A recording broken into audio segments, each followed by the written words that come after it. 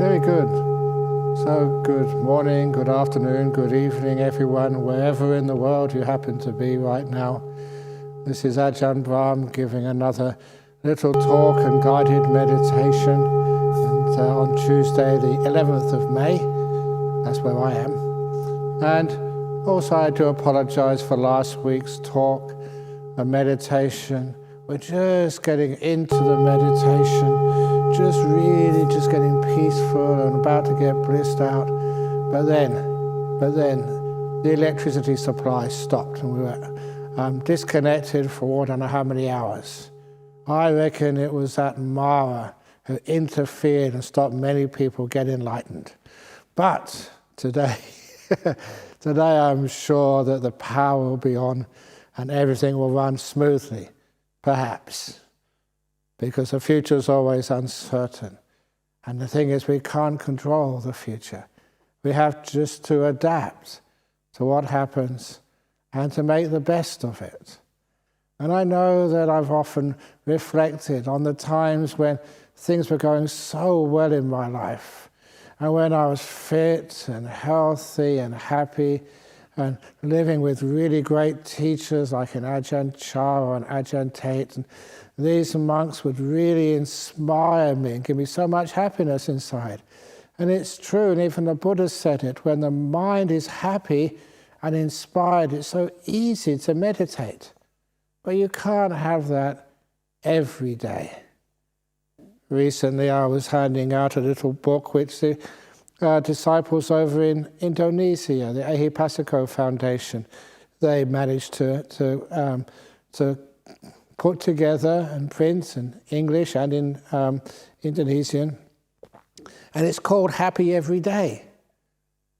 And some people ask me, how can you be happy every day? And of course the joke was, well, it's only happy every day. At night time you can be miserable. But no, I meant it's happy every day, 24 hours. And how can you do that? And the answer is that when life is difficult, when it's suffering, when it doesn't go the way you want it to, when it's problems, difficulties, and even physical pain, then you're happy to have that misery.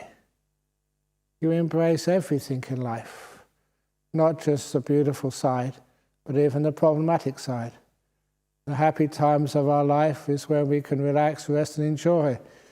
We enjoy all the good karma which we have created. And when it gets difficult, that's a time to roll up our sleeves, as they say, and get to work making more good karma. So whether it's having a happy time or an unhappy time, there's always something we can do.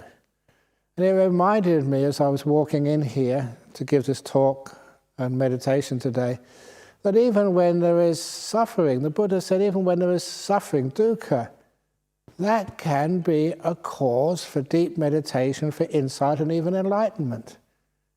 If you're having a very difficult time in your life and nothing seems to be going well, and there's always problems and you're not being appreciated and people are being critical of you and things aren't going well and you may even be sick and even hospitalized, that is just your body. The body is sick, but it never means that the mind has to be sick. It's bodily suffering. And we can add to that with our emotional suffering. I don't want this. Why does this happen to me? Why is it always me that has to endure all this? People always think like that. But when there is that degree of suffering, obviously if there's something one can do to alleviate it, to lessen it, fine. But sometimes you get to these points, there's nothing really we can do. We're in a difficult situation. And it's that old simile, which I didn't intend to say this simile, but here it comes, of that gentleman who was a fellow school teacher when I taught children. And he said he was in the British Army during the Second World War. In Burma, just a small group of soldiers and they're surrounded by enemy soldiers. Totally surrounded, totally outnumbered. And it was a war. And what did his captain order him to do? With the rest of the soldiers, only 6 or 7 of them, facing hundreds and hundreds of heavily armed enemy troops. The captain said, "Sit down. We won't try to escape. Sit down and have a cup of tea." The British Army, cup of tea, well worth trying. And while they were having their cup of tea, just relaxing, making no noise, not confronting the enemy, one of the scouts came back and said, "There's a way through. I found an escape route." And of course, they all escaped. That's why he could tell me the story. That's a wonderful little method when there's suffering all around you. When there's no possibility, no hope. It's either being captured and put in sort of prisoner of war camps, which were very, very harsh, or dying. But that third option, his captain realized, was to sit down and do nothing, to relax and make peace and be still. And that's one of the reasons why when life is suffering in so many different areas of our life, it can be an encouragement. There's nothing else to do. Be reasonable, be logical, except just to sit down and close your eyes and be in this moment. In this moment, there's not a problem. Because all problems and difficulties, they're all about the past, your experience, unpleasant experiences, or they're about worry for the future. And sometimes you look at that future and there's no solution. So why worry when worry doesn't perform any function, when it does not help you at all? If worrying can find a solution, then it may have some purpose. But most of the time, worrying just tires you out, it drains you of all your energy, makes you negative, and solutions just cannot be found. So we come into the present moment, come into the now. Meditate. When we're experiencing suffering, when there's nothing we can do, when all things are going wrong, when our life is falling apart, that's one of the best times to sit down and just be here. And you'll find amazing solutions arise. A lot of times it's like when I'm trying to think of somebody's name. The harder I try and think of the name, the longer it takes me to remember it. When I just really relax, then the name just pops up. Solutions, when you worry and you try and find them, you try and force them, they are never found. But when you are still and peaceful, the solutions come to you. And they're good solutions as well.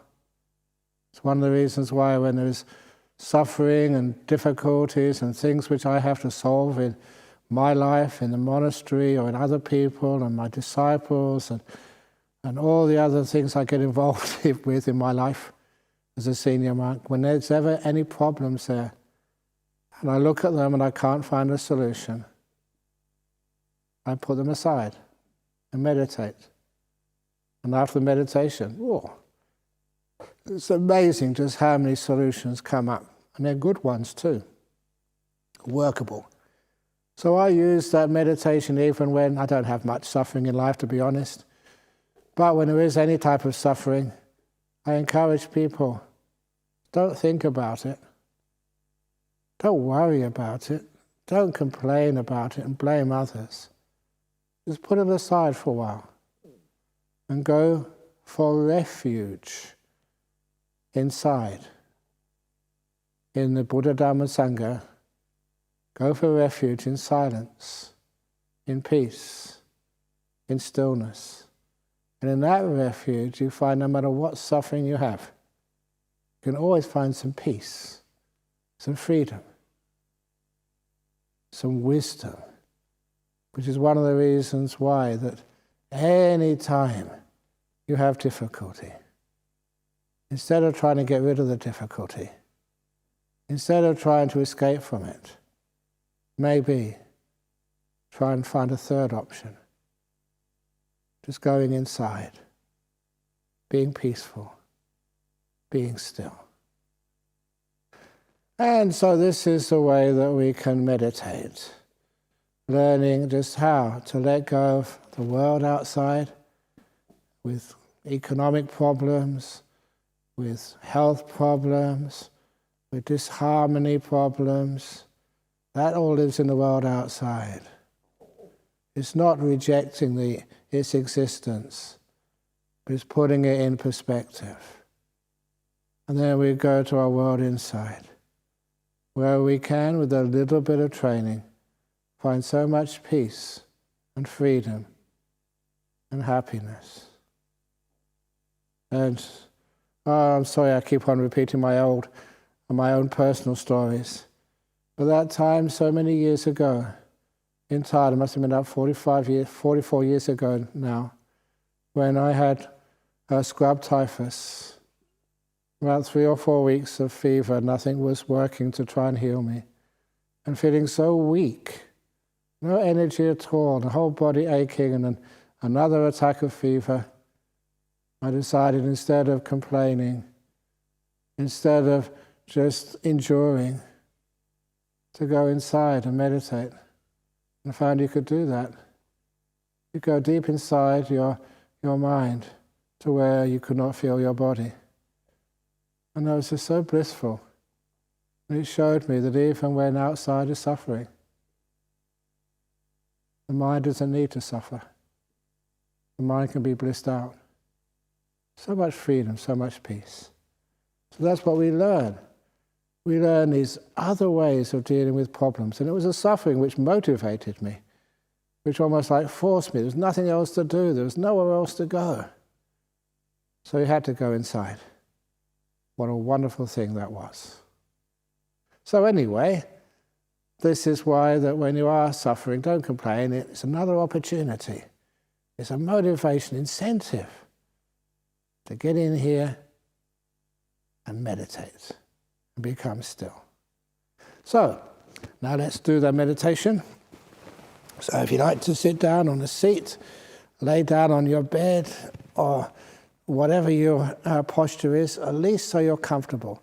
And if you are ill or sick in hospital, if you are depressed because things aren't going well in your life, if you are really old and tired, or grieving someone who's passed away, close your eyes anyway. When you close your eyes, don't let your mind wander off to the past, because that's where the suffering is.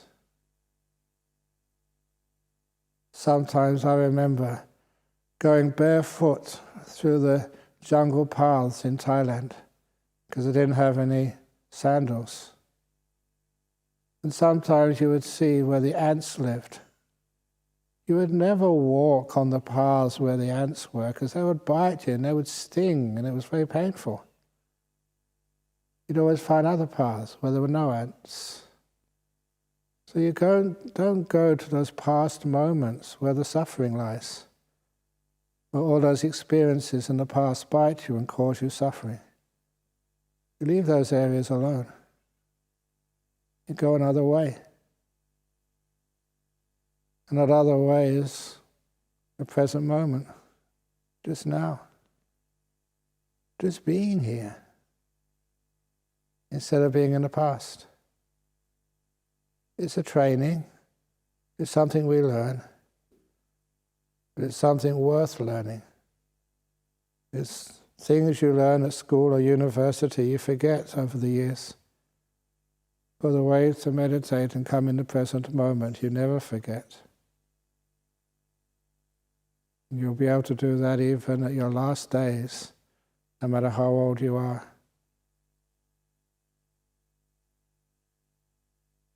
So in this moment, you can feel your body sitting here. How are your legs? This is my usual practice, which many of you would know by now if you've heard me before. I just ask my legs like I'm greeting them. How are your legs? Good morning to you. Are you comfortable sitting there? Because when I ask a question, it's like paying attention. And I listen, I can feel my legs. And they tell me they're pretty comfortable this morning. If the answer was that they were uncomfortable, of course I would move them straight away. And I asked my butt, how are you? Last Saturday I was a little bit too confident and I put my bottom in an uncomfortable position. The beginning of the meditation which I taught in our Nolamara temple, Dhammaloka. And I had to move in the middle of the meditation because it was really painful. So I learned from mistakes. I become better at being aware of my posture and in my back. Give it a good stretch, really aware of the feelings in my back and making sure they're comfy. That it's at ease. It's a position I can hold comfortably for the whole meditation period. Then I become aware of my shoulders. Feel them. How are your shoulders? And every time I'm not quite sure why, they're always a bit tense when I first look at them. So I have to pay some kindfulness to them. Aware and kind. And loosen all those muscles. When I say I focus on them, it's like zooming in. The only simile is like Google Earth. You zoom into a location. Everything outside that location just fades away, falls off the screen. So when I focus on my shoulders, everything else in my body just disappears, falls off the screen. So focus just on this one thing. Get to know my shoulder muscles and get to know how to relax them. They feel relaxed now. Simple learning. And go down my arms, past my elbows, wrists, to my hands. It's in a bit of a sloppy position right now. I never noticed that until I looked. So now I adjust the position of my hands. Now they feel really comfy. Back up to my neck, back up to my neck, making sure that's comfortable. Already I'm starting to feel good about this. Body's really relaxing and feeling sort of strong. Making sure the throat is relaxed because of hay fever problems. The irritation in my throat is just softened. Just with the attention together with care. And up to my face, noticing the facial muscles, especially around the eyes and the mouth, maybe a bit of the forehead as well. I feel the forehead muscles a bit tight a moment ago. And I relax them. How do you relax them? It's what you learn, because the mindfulness gives you feedback. I'm mindful now, mindful the next moment, and I see the change. And I learn by trial and error how to relax the muscles in my face, to relax the muscles around my eyes, and how to ease the muscles around my mouth. When they do relax, they usually turn up on the edges, a little smile. It's a great posture to start the meditation with. And somebody once asked me, what's the most important part of your physical posture? I said the smile. Not the position of the legs, or the position of the hands, or the position of the back, but your smile. And all this time you've been doing this body awareness, you may have noticed that you were in the present moment. because physical sensations only exist now. It's a skillful means to bring your attention into the here and now. And how peaceful does it feel? And then I become aware of my whole body sitting here, unified,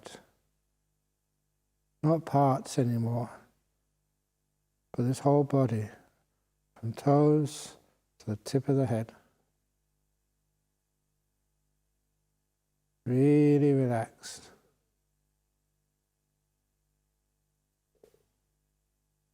It feels good. Present moment, the relaxed body feels so much more enticing than thinking about the problems in the past, all the things I would have to do afterwards.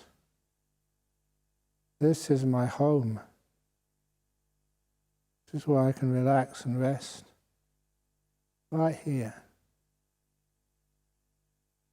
The pain of the past, the fear of the future, that all inspires me to leave them alone and come into this moment. Motivation.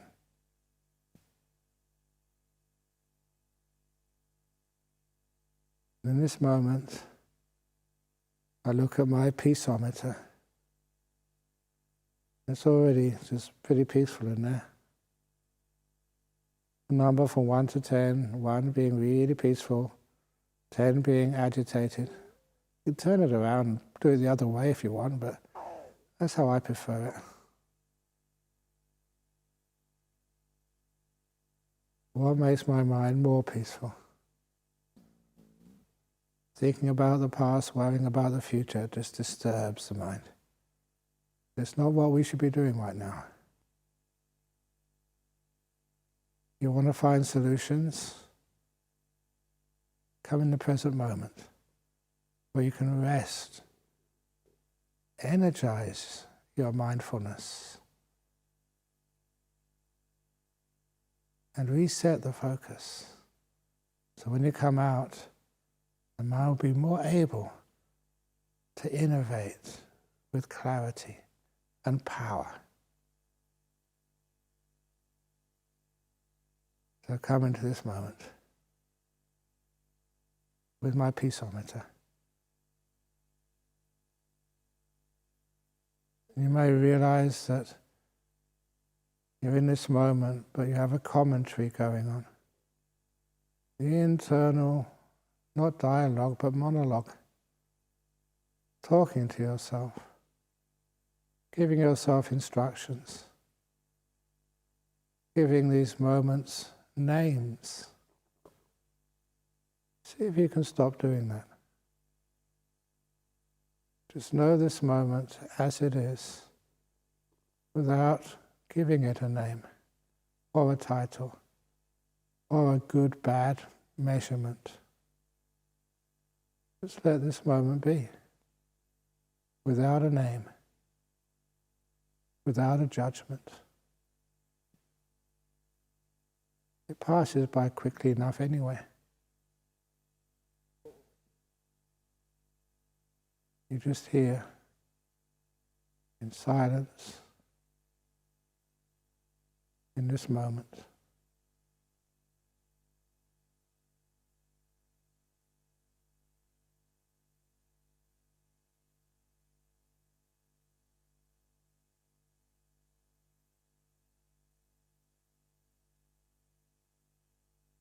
It feels great.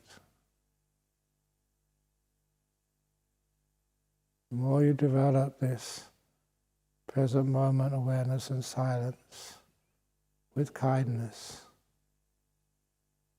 the more joy comes into your mind.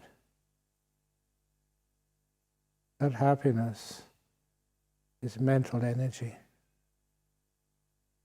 You're recharging your inner batteries, which were so worn out by worrying about the problems in your past, or thinking how you can deal with your future. you're tired. In this moment, the mind recharges, becomes alive, happy, but poised in this moment.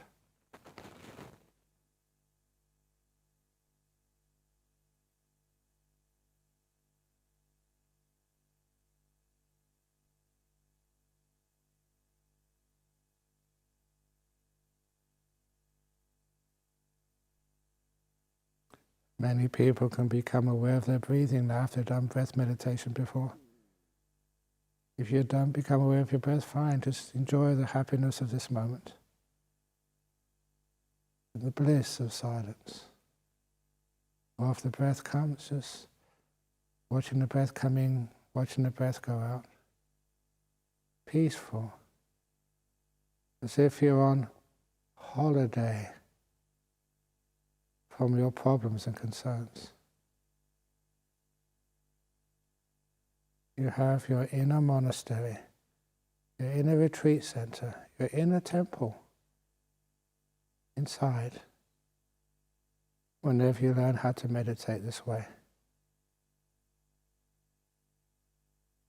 And now just going to be quiet for about 3 or 4 minutes, just to let you go even deeper into this meditation silence.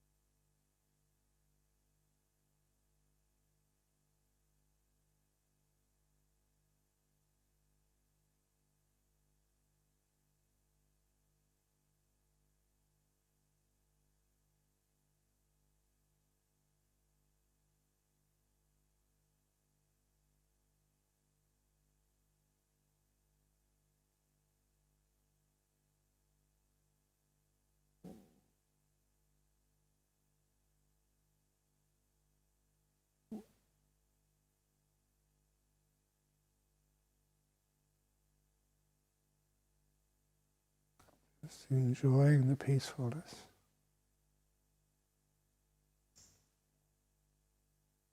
Going deep inside.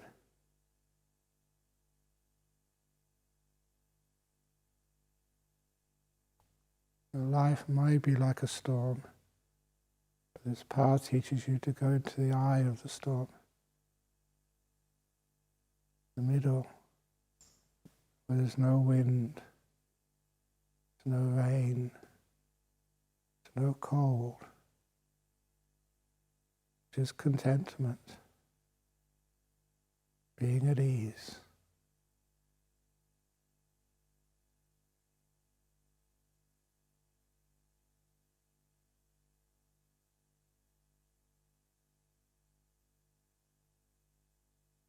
How do you feel?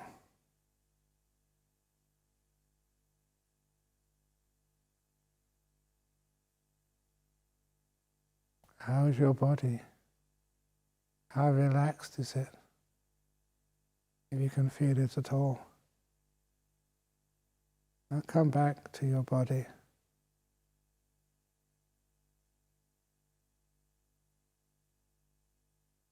To thank it for letting you meditate. Go back to your face and make sure that smile is still there. Maybe increase it. And as the smile is strong, then open your eyes. So when you come out of meditation, you bring the happiness, the peace, out into this world.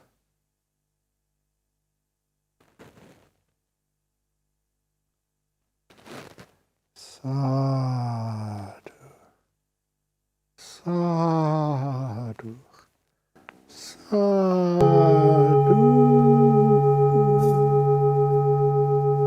Sadhu means awesome. Awesome peace, awesome stillness, awesome happiness, awesome meditation. And you'll find that afterwards, if there's a problem which you just left behind before you meditated, you start to find solutions, different ways of looking. Stronger mind. That's one of the reasons why meditation leads to wisdom. All the best to you. See you next week. Bye.